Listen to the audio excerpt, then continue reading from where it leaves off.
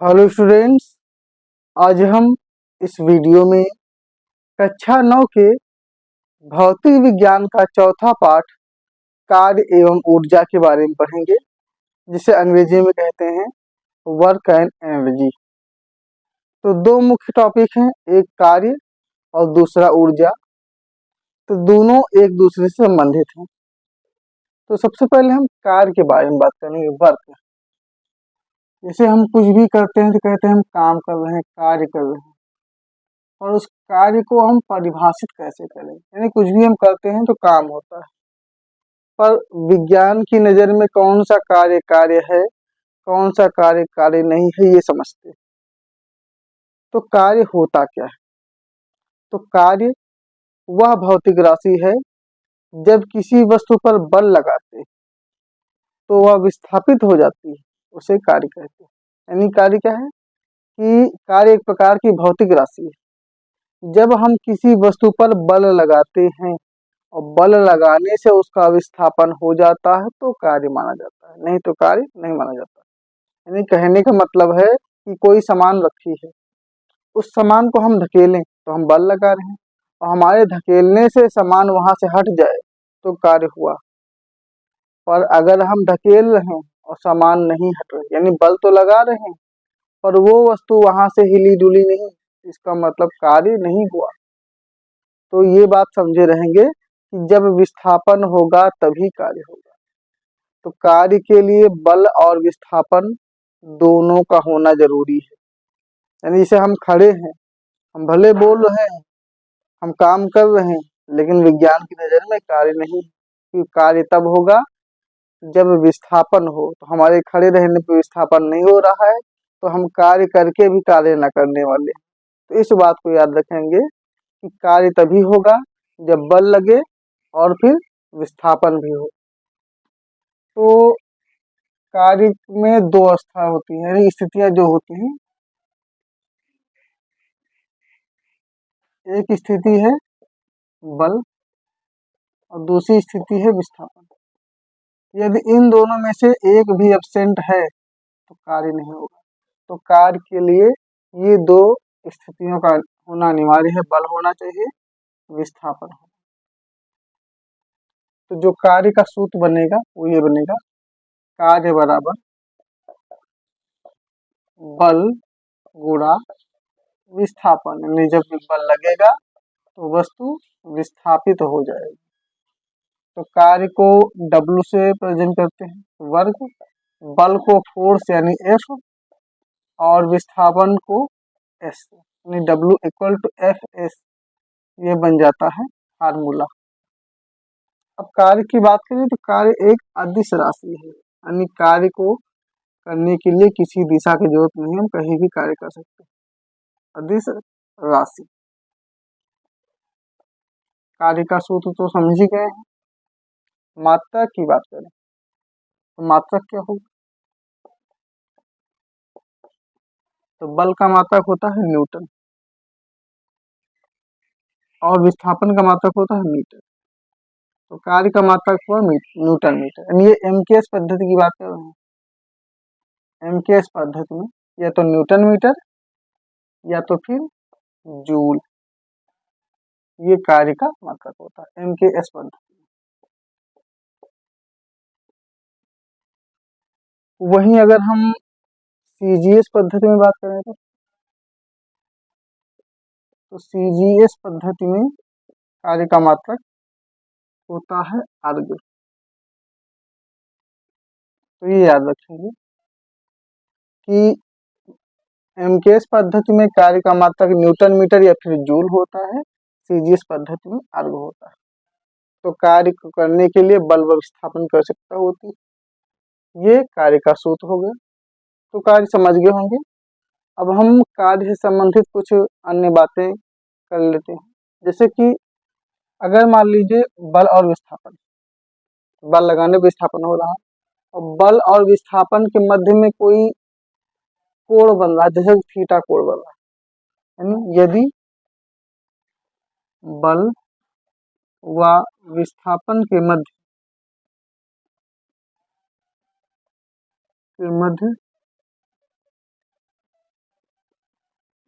Theta कोण हो, तो थीटा कोण हो तो बनेगा W equal to F S तो है ही कॉस थीटा। तो ये याद रखेंगे, एक फार्मूला बन जाता है कि जब बल व विस्थापन के मध्य में कोई कोण बन रहा हो, जैसे कि माना गया थीटा कोण, तो सूत्र बन जाता है W equal to F S cos theta.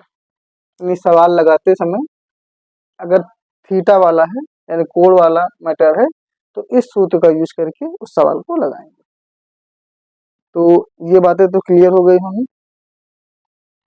तो इसका स्क्रीनशॉट ले इसको मिटा देते हैं। इसके बाद कुछ बातें और कार्य संबंधित है, इसको मिटा देते हैं।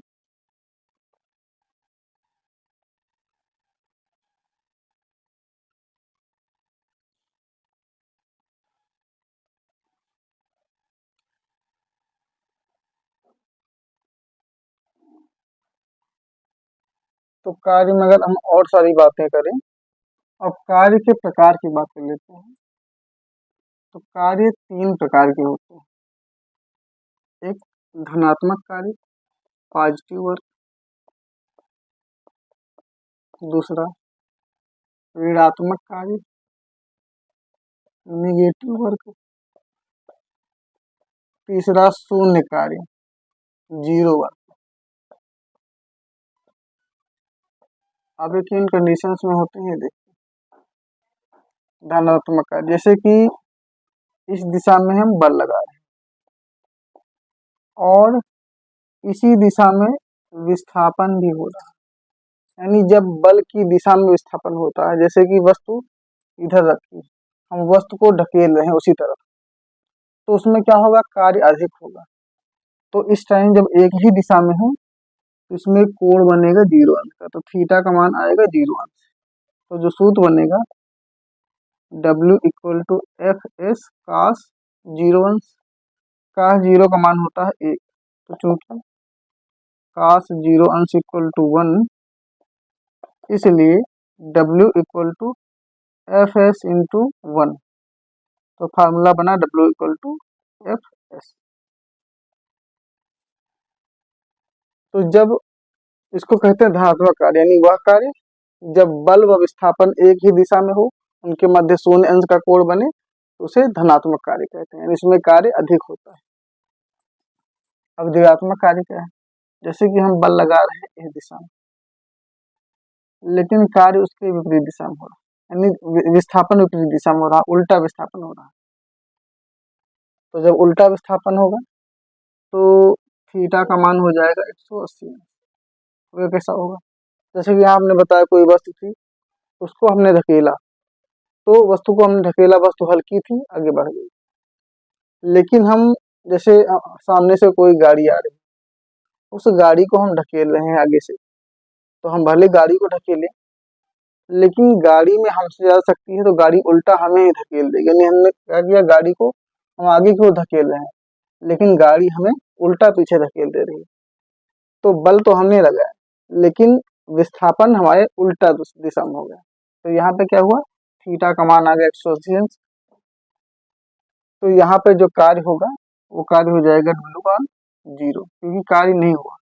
तो धनात्मक कार्य, ऋणात्मक कार्य क्या है, वह कार्य जब विस्थापन बल के विपरीत दिशा में हो तो उसे ऋणात्मक कार्य कहते हैं। तो कार्य यहाँ पे शून्य होता है, क्योंकि कार्य नहीं हो रहा है, इसलिए W का मान यहाँ पे 0 आएगा। तीसरी बात करें शून्य कार्य, जब बल से हम इधर उधर लगा रहे हैं और विस्थापन ऊपर को हो रहा है, तो कोण बन रहा है 90 अंश। जैसे यहाँ पे बना था, यहाँ बन रहा है 90 अंश का कोण। तो जब 90 अंश का कोण बनेगा तो काश 90 का मान होता है 0, तो W equal to F S cos theta, चूंकि कास 90 अंश बराबर 0, इसलिए W equal to F S गुणा 0, तो आ जाएगा 0, यहाँ भी आता है 0। यानी ये याद रखेंगे कि धनात्मक कार्य में सिर्फ कार्य होता है, बाकी ऋणात्मक कार्य में कार्य उल्टा हो गया, इसीलिए कार्य हमारा शून्य माना गया, और शून्य कार्य में तो वैसे भी शून्य है। तो परिभाषा ये होगी कि जब बल व विस्थापन एक ही दिशा में हो उसे धनात्मक कार्य कहते हैं। जब विस्थापन बल के विपरीत दिशा में हो उसे ऋणात्मक कार्य कहते हैं। जब बल व विस्थापन एक दूसरे के लंबवत हो 190 अंश के कोण पर हो तो उसे शून्य कार्य कहते हैं। तो इस तरह से कार्य हो गया। अब इसके बाद फिर आगे बात करते हैं, ये तो कार्य के हो गए प्रकार। अब सूत्र की स्थितियां, जैसे कि हमने बताया इसी आधार पे यहाँ पे, अब जैसे कि यानी जो थीटा कोण है इसकी स्थितियों की बात करते हैं। अब स्थितियों में वही बातें हैं कि जैसे एक बार क्या है कि शून्य अंश हो रहा है, यानी अगर थीटा बराबर 0 अंश, तो 0 अंश है तो ये सूत्र बन रहा है। तो 0 अंश तो क्या बनेगा, W equal to F S. अगर थीटा का मान 90 अंश तो सूत्र बनेगा W इक्वल टू 0, यानी कि कोई कार्य नहीं हुआ। अगर थीटा का मान 180 अंश है तब भी बिल्कुल 0, कोई कार्य नहीं हुआ। तो ये स्थितियां यहाँ से निकल रही हैं, यानी इनके प्रकार से। तो ये बात समझ गए होंगे कि जब हम किसी हल्की वस्तु को या उस वस्तु को जिसको हम ढकेल सकते हैं, हम ढकेल रहे हैं, तो जैसे यहाँ पे हम खड़े हैं, यहाँ पे वस्तु है, इसको हमने ढकेला, ढकेलने से वस्तु आगे बढ़ गई तो धनात्मक कार्य है। लेकिन हम किसी ऐसी गाड़ी को या फिर कोई ऐसी वस्तु को ढकेल रहे हैं जिसको हम धकेलें आगे भी हो, लेकिन वो उल्टा हमें ही पीछे धकेल दे तो ऋणात्मक कार्य। लेकिन जब हम किसी दीवार को ढकेलें तो दीवार तो गिरेगी, तो वहां पे क्या हो रहा है, शून्य कार्य हो रहा है। हम ताकत लगा रहे हैं लेकिन वो नहीं हट रही तो शून्य कार्य हुआ। तो ये सब हो जाते हैं कार्य। तो ये तो समझ गए होंगे। अब इनको मिटा देते हैं, स्क्रीनशॉट ले लीजिए। अब कार्य के बाद फिर आता है जो कार्य का मात्रक, और कार्य का मात्रक है जूल। तो थोड़ा सा जूल के बारे में बात कर लेते हैं। जूल क्या है, तो यहाँ पर 1 जूल की बात करेंगे। तो जूल क्या है कि यदि किसी वस्तु पर 1 न्यूटन का बल है और बल लगाने से वो 1 मीटर विस्थापित हो जाए, ये जूल क्या है। ये वस्तु कोई है, 1 न्यूटन का बल लगाया जाए और 1 न्यूटन का बल लगाने से 1 मीटर का विस्थापन हो जाए, तो इसे हम जूल कहते हैं। तो सूत्र क्या बना, 1 जूल बराबर 1 न्यूटन गुणा 1 मीटर। तो J equal to N M. तो जूल क्या है कि यदि किसी वस्तु पर 1 न्यूटन बल लगाने पर वह 1 मीटर विस्थापित हो जाती है तो उसे हम 1 जूल कहते हैं। तो ये होता है जूल। और जूल क्या है, जूल कार्य का मात्रक। अब जैसे कि हमने कार्य के मात्रक 2 पढ़े थे, एक पढ़े थे एमकेएस पद्धति में जहाँ पे जूल आया था, एक पढ़े थे सीजीएस पद्धति में जहाँ पे अर्ग आया था। लेकिन ये बात करते हैं कि सीजीएस पद्धति और एमकेएस पद्धति की जो मात्रक है इनके बीच अंतर क्या है, यानी जूल और अर्ग में अंतर। तो हम जूल की बात कर रहे हैं, तो 1 जूल में क्या है, न्यूटन मीटर। अब इनको सीजीएस पद्धति में देखें तो क्या होगा, तो सीजीएस पद्धति में होता है डाइन, जैसे कि जूल है 1 जूल बराबर, अब इसको हम सीजीएस पद्धति में देखते हैं तो 1 न्यूटन मतलब कि क्या हो जाएगा, 10 की घात 5 डाइन गुणा, मीटर में होता है 10 की घात 2 सेंटीमीटर। अब डाइन और सेंटीमीटर मिलके अर्ग बनाते हैं, तो इस तरह से 1 जूल बराबर क्या होता है, गुणा में घातें जुड़ जाती हैं, 10 की घात 5 प्लस 2 और यहाँ पे डाइन सेंटीमीटर, तो 5 प्लस 2 हो जाएगा 7। तो 1 जूल बराबर 10 की घात 7 डाइन सेंटीमीटर। तो डाइन सेंटीमीटर कहें या फिर इसको सीधे से कह देंगे 1 जूल बराबर 10 की घात 7 अर्ग। तो ये हुआ संबंध कि 1 जूल बराबर 10 की घात 7 आयु होता है। तो ये एमकेएस पद्धति में है और ये सीजीएस पद्धति में।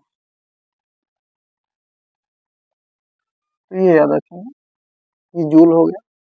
तो कार्य हो गया, कार्य की स्थितियां, कार्य के सूत्र, फिर जूल। अब हम बात करेंगे ऊर्जा की, इसका स्क्रीनशॉट लेगी ऊर्जा। तो कार्य करने की क्षमता को ऊर्जा कहते हैं। यानी हमारे अंदर अगर शरीर में ऊर्जा है तभी कोई काम होता है। तो ऊर्जा कार्य के लिए बहुत जरूरी है। तो ऊर्जा यानी एनर्जी। तो कार्य करने की क्षमता ऊर्जा कहलाती है। अब जैसे कि ये एक वस्तु है जो कार्य करेगी, दूसरी वस्तु जिस पर कार्य करेगी। जैसे कि मान लीजिए ये हम हो गए कि हम कार्य करेंगे, एक सामान रखे इसको ढकेलना, इस पे कार्य करेंगे, तो हम बल लगाएंगे। हम जब बल लगाएंगे तो इस वस्तु का होगा विस्थापन। तो हमारे शरीर में अगर ऊर्जा है तभी हम बल लगा पाएंगे, क्योंकि ऊर्जा नहीं रहेगी तो बल नहीं लगेगा। तो हम अपनी ऊर्जा का यूज करके बल लगाएंगे, बल लगाने से वस्तु का विस्थापन होगा। तो हम बल लगाएंगे नहीं, हमारी ऊर्जा क्या होगी, घटेगी। तो यानी कि यहाँ पे ये रखेंगे बात की बल लगाने वाले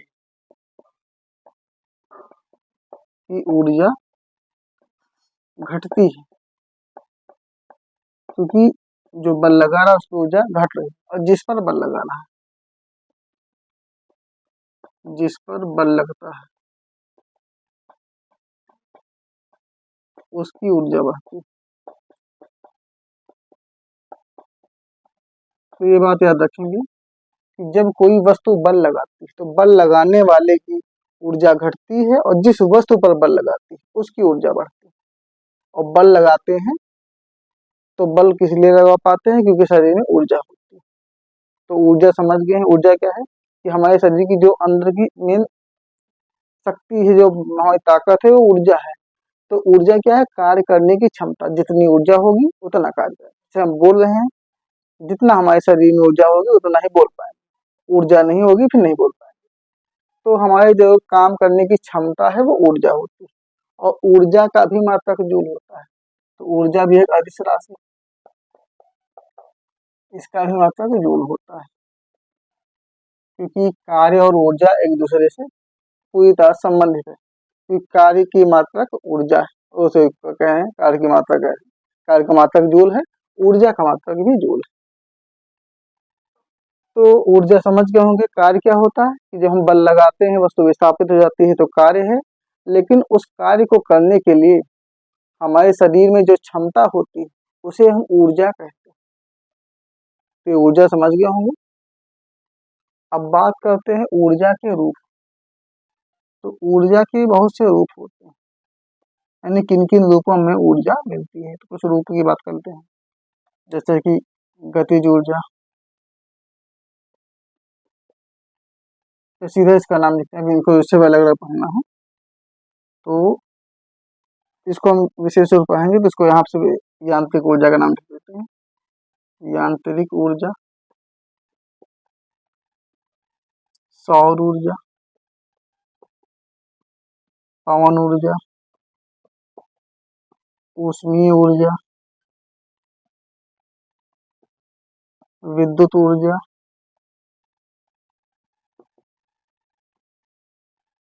प्रकाश ऊर्जा,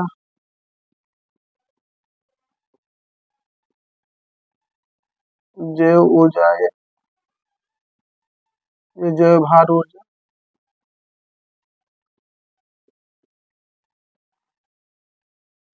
तरंग ऊर्जा, यानी बहुत सारी ऊर्जा होती है। तो यांत्रिक ऊर्जा, यांत्रिक ऊर्जा यानी कि जैसे हम गति की अवस्था में या फिर हम खड़े ही स्थित हैं, तो दोनों अवस्थाओं में हमारे शरीर की जो ऊर्जा होती है उसे यांत्रिक ऊर्जा कहते हैं। सौर ऊर्जा, सूर्य से जो ऊर्जा प्राप्त होती है वो सौर ऊर्जा। पवन ऊर्जा, जो हवा से ऊर्जा प्राप्त होती है वो पवन ऊर्जा है। ऊष्मीय ऊर्जा, आग से ऊर्जा निकले ऊष्मीय ऊर्जा। जो विद्युत ऊर्जा है, जो बिजली से प्राप्त होती है ऊर्जा ये विद्युत ऊर्जा है। प्रकाश ऊर्जा, तो जो प्रकाश से ऊर्जा निकलती है प्रकाश ऊर्जा। जैव भार ऊर्जा, जो हम जीव हैं हमारे अंदर से जो ऊर्जा प्राप्त होगी वो जैव भार ऊर्जा है। तरंग ऊर्जा, जो तरंगे उठती हैं उन तरंगों से, उन लहरों से जो ऊर्जा मिले वो तरंग ऊर्जा होती है। फिर जल ऊर्जा से, जो जल से मिले वो जल ऊर्जा हो जाती है। तो ये सब ऊर्जा के रूप होते हैं, यानी इन सभी रूपों में हमें ऊर्जा मिलती है। बाकी जो यांत्रिक ऊर्जा है ये हमारे सिलेबस में है डिटेल में, इसको भी डेली पढ़ना पड़ेगा। बाकी सबको ऐसे समझ लेंगे कि जो जैसा नाम है वो उस ऊर्जा का, जैसे पवन ऊर्जा हवा, तो जो हवा से ऊर्जा मिली वो पवन ऊर्जा। तो ये सब हो गए ऊर्जा के रूप, इन रूपों में हमको ऊर्जा प्राप्त होती है। हाँ, एक और महत्वपूर्ण ऊर्जा है, सबसे खतरनाक ऊर्जा नाभिकीय ऊर्जा। जैसे इसमें परमाणु बम, हाइड्रोजन बम आते हैं, तो नाभिकीय ऊर्जा। तो जो रासायनिक ऊर्जा होती है नाभिकीय ऊर्जा इसमें आती है, जैसे कि जो बम बनाए जाते हैं ये नाभिकीय ऊर्जा के अंतर्गत आते हैं। आगे फिर रासायनिक ऊर्जा तो है ही, रासायनिक ऊर्जा भी है। अब धीरे लिखते जाएंगे तो बहुत सारी ऊर्जाएं निकलती हैं। अब रासायनिक पदार्थों से जो ऊर्जा मिलती है वो रासायनिक ऊर्जा। तो ये सब तो ऊर्जा के रूप हो गए। अब हम बात कर लें ऊर्जा के प्रकार, इसका स्क्रीनशॉट ले लीजिए। तो ऊर्जा के जो प्रकार हैं उनमें हमें पढ़ना है यांत्रिक ऊर्जा के बारे में मेन रूप से। तो ऊर्जा यानी कि यांत्रिक ऊर्जा, तो ऊर्जा का एक रूप है यांत्रिक ऊर्जा, यानी इसको बोलते हैं मैकेनिकल एनर्जी। तो इस यांत्रिक ऊर्जा के दो प्रकार, एक होती है गतिज ऊर्जा, दूसरी स्थितिज ऊर्जा।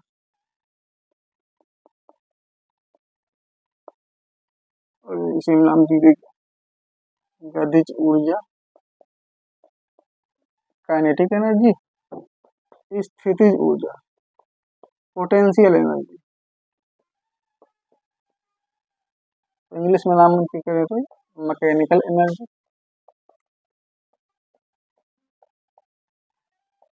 ये काइनेटिक एनर्जी, पोटेंशियल एनर्जी।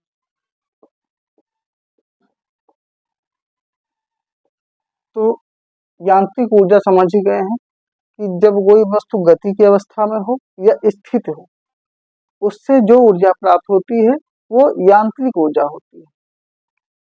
तो उसी के दो रूप, एक गतिज यानी जब गति की अवस्था में, जब कोई वस्तु गति कर रही है तो उसकी गति के कारण जो ऊर्जा प्राप्त हो उसे गतिज ऊर्जा कहते हैं। जैसे कि कोई खिलाड़ी दौड़ रहा है, पानी बह रहा है, गाड़ी चल रही है, यानी कुछ भी जब गति हो रही है, हम दौड़ रहे हैं, तो गति की अवस्था में हमारे शरीर में जो ऊर्जा प्राप्त होती है वो क्या होती है? गतिज ऊर्जा। स्थितिज ऊर्जा, जब कोई वस्तु स्थित है, रखी हुई है या फिर उसके आकार में परिवर्तन हो, उसके कारण ऊर्जा प्राप्त, उसे कहते हैं स्थितिज ऊर्जा। जैसे कि धनुष, अब धनुष को एकदम डोरी एकदम खींची हुई है, तनी डोरी है, तो वो क्या है वहां पे स्थितिज ऊर्जा है। बांध में जल रुका हुआ है तो उसमें क्या है? उस जल में स्थितिज ऊर्जा है, यानी वस्तु स्थित है, भाग नहीं रही, तो उसमें जो ऊर्जा उत्पन्न हो रही है वो स्थितिज ऊर्जा है। लेकिन जब वस्तु चल रही है, गतिशील अवस्था में है, तो उससे जो ऊर्जा निकल रही है वो गतिज ऊर्जा। ये बातें समझ गए? गतिज ऊर्जा का पहला अक्षर होता है काइनेटिक का के, तो फार्मूला इसका बनता है K equal to half M V square, इसका सूत्र है। स्थितिज ऊर्जा का U equal to M G H. अब यहाँ पर जो ये है इसके सूत्र का निगमन परीक्षा में आता है, तो इसका निगमन बताते हैं कैसे होता है। तो इसके निगमन के लिए हम लेते हैं गति का दूसरा समीकरण, तो गति के द्वितीय समीकरण समीकरण, तो गति का दूसरा समीकरण है V square equal to U square plus 2a_s, ये गति का दूसरा समीकरण। अब इसके आधार पे हमें इस सूत्र का निगमन करना है। तो यहाँ पे कुछ कंडीशंस पहले देख लेते हैं। कंडीशंस ये हैं कि गति होने से पहले शुरुआत में u का मान होता है 0, यानी प्रारंभिक ऊर्जा, प्रारंभिक वेग 0 होता है, क्योंकि अभी गति हुई नहीं। जब गति होगी तब अंतिम वेग देखा जाए। प्रारंभिक वेग होगा 0, तो v square equal to u का मान हो जाएगा 0 प्लस 2as, ये हो गया। अब यहाँ पे a होता है त्वरण, जैसा कि जानते हैं। k क्या है? गतिज ऊर्जा, m द्रव्यमान, v अंतिम वेग या वेग, और u होता है प्रारंभिक वेग। यहाँ पे देख लेते हैं, u तो पोटेंशियल एनर्जी है, स्थितिज ऊर्जा, m द्रव्यमान, g गुरुत्वीय त्वरण और h ऊंचाई। तो ये गुरुत्व से संबंधित है, ये गुरुत्व से संबंधित नहीं है। तो v स्क्वायर इक्वल टू 0 का स्क्वायर तो 0 ही आएगा, 2a, हाँ a की बात करते हैं तो इसको यहाँ पे ले लेते हैं। एक सूत्र पढ़े होंगे, बल बराबर द्रव्यमान गुणा त्वरण, F इक्वल टू ma होता है। इस सूत्र का यूज करें तो a बराबर क्या हो जाएगा? F बटा m। तो इस सूत्र का यूज करके यानी हम a का मान F बटा m रख देंगे। तो 2 है, a की जगह पे F बटा m और s का s रखें। अभी 0 कोई मतलब नहीं हुआ, तो सीधा सीधा क्या बन रहा है? v square equal to 2fs और नीचे क्या बचा? m। तो m को इधर ले आते हैं, तो m v square equal to 2fs, ये हो गया। अभी कुछ और पॉइंट लेना है, क्योंकि बल विस्थापन यानी कार्य बराबर क्या होता है? बल गुणा बैठा, W इक्वल टू fs होता है।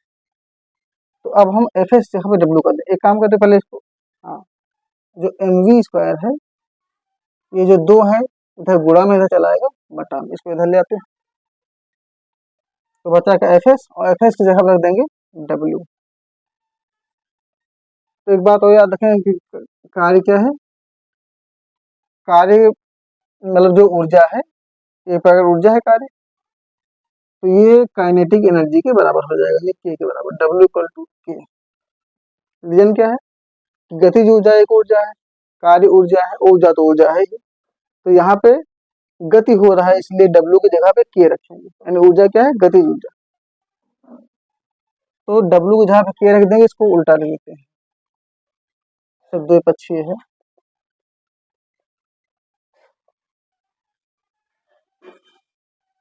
तो W की जगह पे k कर लिया हमने, इसको इधर लेते हैं। तो mv स्क्वायर, चाहे इसको ऐसे लिखें 2 को, चाहे 1/2 अलग कर देते हैं, 1/2 और mv स्क्वायर, ये हो गया प्रूव्ड। तो सूत्र को ध्यान से देख लीजिए, इसमें क्या हो रहा है कि हमने गति के द्वितीय समीकरण का यूज किया। तो प्रारंभिक वेग होता है 0, तो u का मान हमने कर दिया 0। फिर a है त्वरण, तो बल का सूत्र है द्रव्यमान गुणा त्वरण, तो हमने इससे त्वरण का सूत्र बनाया, तो a की जगह पे रखा F बटा m। उसके बाद फिर v square equal to 2fs होता है, तो v square equal to 2fs, तो F और s और नीचे m जो नीचे था गुणा बटा था, वो चला गया कहाँ पे? जैसे कि ये 2fs है बटा m है, तो m का गुणा चला गया, सॉरी बटा चला गया यहाँ पे, हाँ ये जो गुणा है गुणा चला गया बटा में, तो ऐसे हो गया।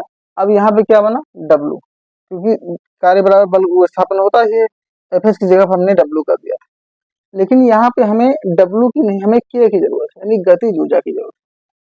तो W और k सब एक ही रूप है, तो हमने W की जगह रख दिया k।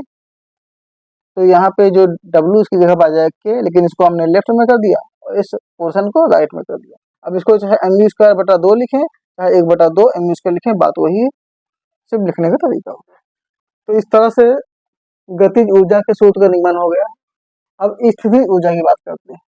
तो गतिज ऊर्जा में क्या थी?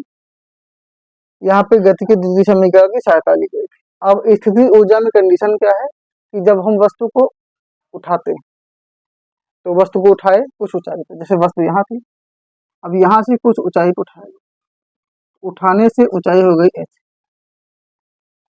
द्रव्यमान वस्तु का है m और पृथ्वी पे गुरुत्वीय त्वरण लगता है, क्योंकि जो भार होता है, भार का सूत्र क्या होता है, W इक्वल टू mg, यानी भार बराबर द्रव्यमान गुणा त्वरण होता है। और इसको हमने h ऊंचाई उठा लिया। अब स्थितिज ऊर्जा का सूत्र निकालना है, तो स्थितिज ऊर्जा का सूत्र होता है द्रव्यमान यानी भार गुणा ऊंचाई, क्योंकि वस्तु का भार है और वस्तु को ऊंचाई उठाया गया है। तो स्थितिज ऊर्जा जो है बराबर भार, क्योंकि वस्तु का जो भार है और उसकी कितना ऊंची उठाया गया। तो जब वस्तु ऊपर जा रही है तो गुरुत्व बल के खिलाफ काम कर रही है, क्योंकि वस्तु को नीचे आना चाहिए। तो ये तो यू हो गया, भार यानी डब्ल्यू और एच, और भार का मात्रा होता है क्या, M G, U equal to M G H, ये इसका सूत्र, इसका स्क्रीनशॉट ले लीजिए। तो ये बातें समझ रहे हैं कि गतिज ऊर्जा में क्या होता है, K equal to half M U square, जहाँ पे के गतिज ऊर्जा है, एम द्रव्यमान है, वी वेग है। इसमें यू स्थितिज ऊर्जा है, एम द्रव्यमान, जी गुरुत्वीय त्वरण है और एच ऊंचाई है। तो ये हो गया यांत्रिक ऊर्जा और उसके प्रकार। तो इसका स्क्रीनशॉट ले लीजिए। अब ऊर्जा हो गई। हाँ, एक टॉपिक और आता छोटा सा, यहीं पे ले लेते हैं, ऊर्जा का रूपांतरण, यानी ऊर्जा का रूप बदलना। अब ऊर्जा रूप बदलती है, तो ऊर्जा का एक रूप से दूसरे रूप में बदलना ही ऊर्जा का रूपांतरण कहलाता है। किस प्रकार से देखिए, जैसे कि बिजली आती है, बिजली क्या है, विद्युत ऊर्जा। जब बिजली आई तो क्या हुआ, बल्ब जल गया, तो बल्ब में क्या आया, प्रकाश, यानी कि विद्युत ऊर्जा कहाँ बदल गई, प्रकाश ऊर्जा में बदल गई। हमारे शरीर में जैव ऊर्जा है, हम बोले हमारे मुंह से क्या निकली, ध्वनि ऊर्जा, तो ध्वनि में ऊर्जा बदल गई। फिर हमारे शरीर में, हमारे हाथों में क्या है, मांसपेशियों में पेशीय ऊर्जा है, लेकिन जब हमने कोई पत्थर खींच कर फेंका तो पत्थर आगे बढ़ गया, तो पेशीय ऊर्जा का क्या हुआ, गति ऊर्जा हुई, गतिज ऊर्जा, क्योंकि पत्थर ने गति कर दिया। तो यहाँ पे ऊर्जा बदलती रहती है। जैसे कि बैटरी, बैटरी में क्या डालते हैं, तेजाब, तो वो रासायनिक ऊर्जा है। या फिर कोई मशीन कहीं पे डीजल डालते हैं, पेट्रोल डालते हैं, तो क्या है, रासायनिक ऊर्जा। लेकिन उसको डालने के बाद वो मशीन काम करने लगी, यांत्रिक ऊर्जा आ गई, गतिज ऊर्जा आ गई। तो इसी तरह से ऊर्जा का रूपांतरण होता है। तो यही होता है ऊर्जा का रूपांतरण, जहाँ पे ऊर्जा एक रूप से दूसरे रूप में चलने लगती है। अब जैसे कि सूरज की बात करें, सूरज क्या देता है, किरणों को देता है, यानी प्रकाश को देता है, तो होती ही प्रकाश ऊर्जा। उस प्रकाश ऊर्जा का यूज करके पौधे भोजन बना लेते हैं, तो भोजन हो गया रासायनिक रूप में, यानी कि जो प्रकाश ऊर्जा थी वो रासायनिक ऊर्जा में बदल गई। तो ये सब ऊर्जा का रूपांतर होता है। तो ऊर्जा एक रूप से दूसरे रूप में बदलती रहती है, ये ऊर्जा का रूपांतरण है। अब एक टॉपिक है ऊर्जा का संरक्षण, ऊर्जा का संरक्षण का नियम, law of conservation of energy. तो इसमें ये बताया गया है कि ऊर्जा को ना तो हम उत्पन्न कर सकते हैं, ना ही हम नष्ट कर सकते हैं, सिर्फ उसे एक रूप से दूसरे रूप में परिवर्तित कर सकते हैं। इसे ही ऊर्जा का संरक्षण का नियम कहते हैं। ऊर्जा को ना उत्पन्न कर सकते हो, ना नष्ट कर सकते हो, सिर्फ एक रूप से दूसरे रूप में बदल सकते हो, जैसे कि अभी हमने उदाहरण बताया था। तो ऊर्जा नष्ट नहीं होती है। जैसे कि लकड़ी है, अब लकड़ी को हमने जला दिया तो क्या लकड़ी नष्ट हो गई, यानी उसकी ऊर्जा क्या, उसमें हमने आग लगाया तो उसमें ऊर्जा दे दिया, फिर लकड़ी जलकर राख बन गई और फिर किसी ऊर्जा में बदल गई, यानी किसी न किसी रूप में बदलती ही रहती है। तो ऊर्जा कभी भी नष्ट नहीं होती, ये बात याद रखेंगे। जैसे कि अभी गाड़ी चलाते हैं, तो गाड़ी में क्या है, हम पेट्रोल डाले, यानी रासायनिक ऊर्जा डाले, फिर गाड़ी चलने लगी, क्या हुई, गति ऊर्जा में कन्वर्ट हो गई। तो यही बता रहे हैं कि ऊर्जा खत्म नहीं होती, सिर्फ ऊर्जा रूप बदलती है। तो यही ऊर्जा का संरक्षण का नियम है। अब इसमें एक टॉपिक है शक्ति या सामर्थ्य या क्षमता, जिसे कहते हैं पावर। शक्ति, सामर्थ्य, क्षमता, इंग्लिश में पावर। तो किसी वस्तु की कार्य करने की दर को शक्ति कहते हैं। तो याद रखेंगे, किसी वस्तु की कार्य करने की दर शक्ति कहलाती है। फॉर्मूला होता है शक्ति का, शक्ति बराबर कार्य बटा समय, क्योंकि कोई भी कार्य होगा तो समय लगेगा, तो कार्य करने की दर को शक्ति कहते हैं। शक्ति का प्रतीक P यानी पावर, कार्य का वर्क W, समय का T, P equal to W/T, ये फार्मूला बन जाता है। शक्ति की मात्रा की बात करें तो शक्ति का मात्रा क्या क्या बनेगा? कार्य का जूल, समय का सेकंड, तो जूल प्रति सेकंड, ये मात्रा है। तो दूसरा मात्रा की बात करें तो वाट होता है, शक्ति का मात्रक वाट। एक और मात्रक होता है अश्वशक्ति, लेकिन अश्वशक्ति अलग चीज होती है। अगर अश्वशक्ति वाली की बात करें तो एक अश्वशक्ति जिसे कहते हैं HP यानी हार्स पावर, तो एक HP में होता है 746 वाट। तो ये बात याद रखेंगे, अगर अश्वशक्ति के रूप में लिखते हैं तो 746 वाट। तो इसमें तो अभी एक ही वाट है, 746 वाट होगा तब जाके एक HP बनेगा। तो इसमें शक्ति का सबसे बड़ा मात्रक होता है किलोवाट, 1 किलोवाट। किलोवाट यानी KW, तो किलो का मतलब हजार, यानी कि 1000 वाट। 1000 वाट में 1 किलोवाट होता है, जो 1000 वाट लिखें चाहे 10⁻³ वाट लिखें। तो शक्ति का सबसे बड़ा मात्रक होता है किलोवाट होता है, शक्ति का मात्रक वाट। उससे बड़ा मात्रक HP हार्स पावर अश्वशक्ति, जिसमें 746 वाट, और सबसे बड़ा मात्रक किलोवाट, क्योंकि उसमें होता है 1000 वाट। ये शक्ति की मात्रक हो गए और शक्ति हो गई। शक्ति समझ ही गए हैं कि कोई भी वस्तु है उसकी जो कार्य करने की दर होती है, यानी किस दर से कार्य कर रहा है, यानी कितने समय में कितना कार्य कर रहा है, उस दर को शक्ति कहते हैं। तो इसी संबंधित एक और टॉपिक है किलोवाट घंटा। किलोवाट घंटा यानी कहने का मतलब क्या है, विद्युत उपकरण की शक्ति है टॉपिक।